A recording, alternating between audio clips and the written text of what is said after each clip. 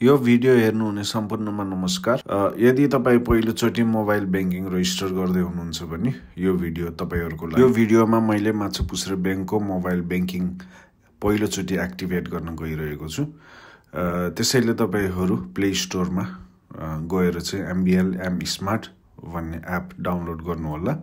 Download भएपछि open गर्नुहोला, allow गर्नुहोला, next register activate. In case तपाईहरुको ड्याशबोर्डमा यस्तो आएन र यस्तो आयो भने अनेबल टु लगइन गर्नुहोला।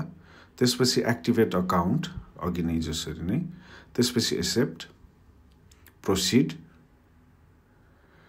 अनि हजुरको फोन नम्बर हाल्नुहोला। साइप्रसको केसमा चाहिँ नि 357 बाट सुरु गर्नुहोला। अगाडि 00 हैन, प्लस पनि हैन, 357 कन्ट्री कोड र आफ्नो फोन नम्बर हाल्नुहोला। त्यसपछि कोडको लागि चाहिँ वेट गर्नुहोला। कोड आइसकेपछि चाहिँ नि कोड हालेर कन्टिन्यू गर्नुहोला। नेक्स्ट स्टेपमा आफ्नो अकाउन्ट नम्बर, ब्याङ्कको अकाउन्ट नम्बर हाल्नुहोला। Enter your primary account number लेखेको ठाउँमा।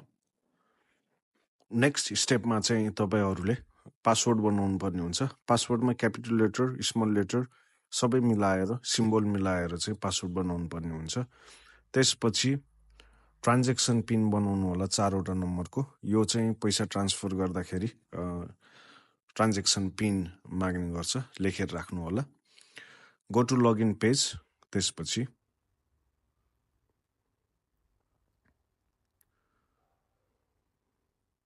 प्रोसिड। आफ्नो मोबाइल नम्बर फेरि पनि साइप्रसको हकमा चाहिँ 357 बाट सुरु गर्नु होला अनि आफ्नो मोबाइल नम्बर।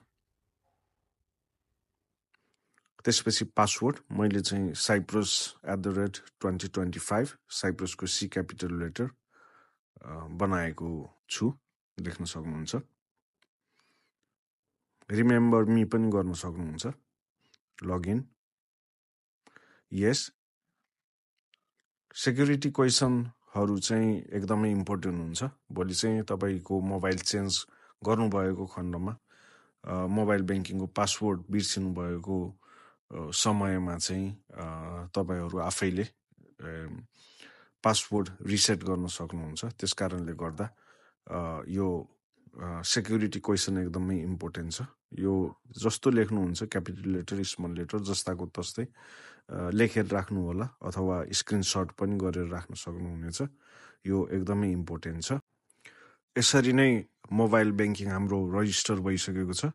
यो छोटो र मिठो भिडियोले तपाईहरुलाई पहिलोचोटि मोबाइल ब्याङ्किङ रजिस्टर गर्न सहयोग पुर्याएको छ भन्ने आशा गर्दछु। र अन्तिममा जाँदा जाँदै तपाईहरुलाई आफ्नो QR कोड कसरी हेर्ने भन्ने कुरा पनि म सिकाउँदै छु। यसमा प्रोसिड र ओके गर्नु होला। र अन्तिममा गएर QR कोडको लागि चाहिँ यो बिचको जुन रातो छ सर्कल देखिराख्नु भएको छ, त्यसमा प्रेस गर्नु होला।